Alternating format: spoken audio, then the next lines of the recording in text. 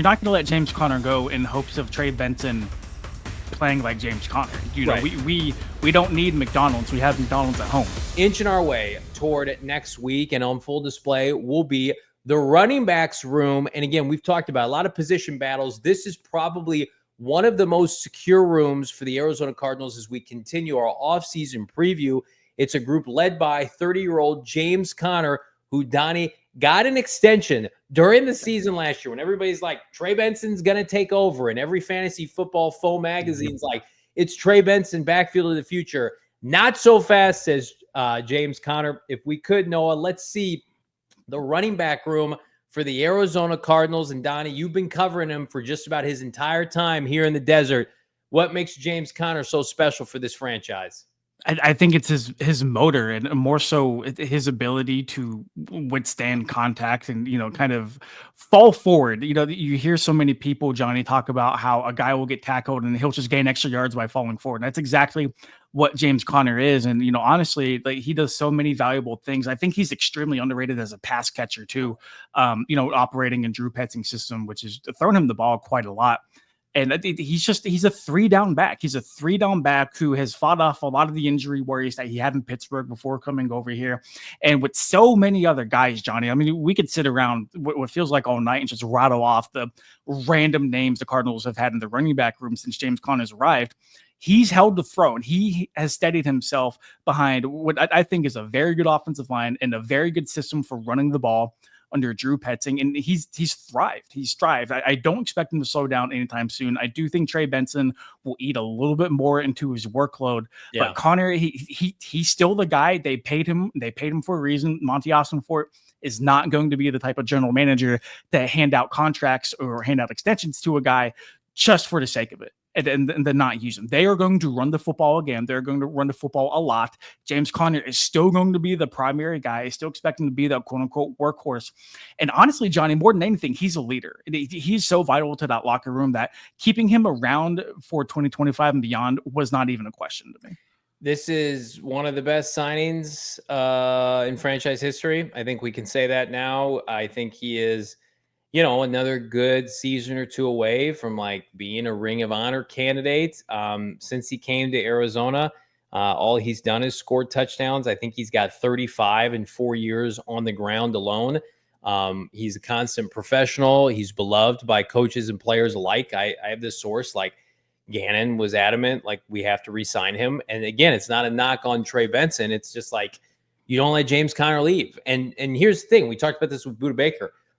Why, like, Ossenfort had his best offseason, right? We can unequivocally. And before we've even played a game, like, you knew, like, you hit the beats that you needed to. Sweat and Dalvin Thomas and Calais Campbell. What set the marker for that was getting James Conner and Budda Baker done, like, way in advance, like during the season. So it's just like, we don't even have to sniff these guys and their agents talking to other teams during free agency or getting feelers or franchise tags. None of that stuff. It's just like, hey, player who has been one of the best producers for us the last half decade, that does everything you want on and off the field. Can you just keep doing this for us? We'll pay you handsomely. And so I'll never forget, Bo and I talk about this, Donnie, all the time, of like when this team was basically taken over by Ossenfort and Gannon in 2023. And we're like, well, James is coming off a year where it was about 800 yards rushing and, 7 touchdowns, probably going to move off of him. It's a big contract. They were cutting Hopkins. And James has had his best 2 years of his career. Back-to-back 1,000-yard rushing seasons, 15 on the ground, 3 in the air. Underrated in the air last year, 414 yards receiving, which was outstanding. So, again, it's funny, like you do this too. Like, we do hits for, national shows, and people ask us fantasy football. People are like, when is the handcuff taken over? When is it going to be Trey Benson's time? And it's just like, it's not going to be. Unless James Conner goes down, like, and I love Trey Benson, and we'll talk about him here in a second. Like, Trey Benson, high pick, 3rd rounder, 4.3 speed. There's only one James Conner. And until James Conner's game falls off or he gets hurt, Trey Benson's going to get about, 20% of the workload probably? I would say so. And you're not going to let James Conner go in hopes of Trey Benson playing like James Conner. Right. We don't need McDonald's. We have McDonald's at home, right? Like, why do we need to stop, right? I think the Cardinals run the football, and they run it enough to know that, hey, like we need a guy who's going to be able to not only withstand but produce with the 20 to 25 touches that we're going to give him per game. And I think that's also why it's important they went and got a guy like Trey Benson, who really came on at the end of last year, Johnny. He really found his footing. He stopped overthinking. It really looked like he kind of finally grasped, okay, here's what I need to do to be a successful running back at the next level. So I'm excited for what he can do in 2025. But like James Conner is undoubtedly the guy, like you said, until he gets hurt.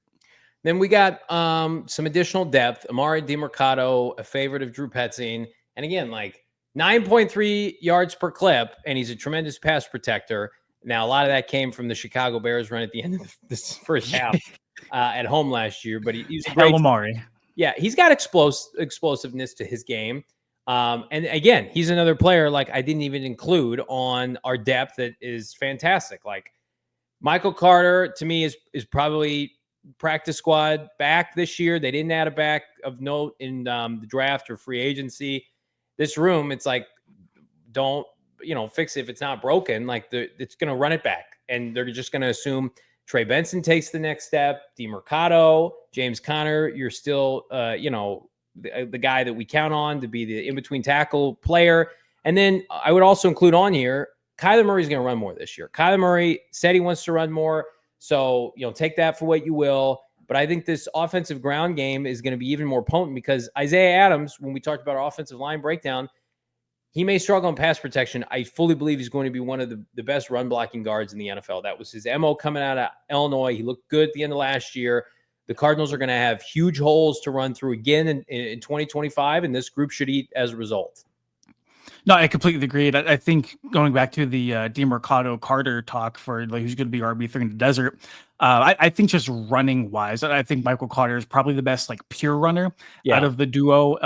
I wasn't really surprised whenever he was cut and put on the practice squad last year. And I remember chopping it up with Bo at training camp, kind of trying to decide who's going to be the odd man out. But you pointed out that Amari is a Drew Petzing favorite. He's a Jonathan Gannon favorite. Like he's a good pass blocker on third down. He does so much work on special teams too. That you hear it until the hay comes home that they love versatility. They love guys being able to do multiple things, whether it's their side of the ball or on special teams, maybe even a little bit of both. And that's exactly what Amari does. And that's not the only reason he claimed a roster spot, but when you can be running back, you can pass pro, and you can play special teams, you're going to earn a hat on game day. Do you feel confident if Trey Benson had to start for like a quarter of the season that he could do the job? Like if James Conner went down in week 6 or 7, and it's like Trey Benson's going to get his bulk of the workload, which is about 65%. Like, do you think he could be a guy that gives you enough production, or do you think it would be backfield by committee? I know they don't want that. They want Trey Benson to take that next step. From what you've seen and what we're going to see next week, like, do you think Trey Benson is poised to be able to help in that capacity? I do.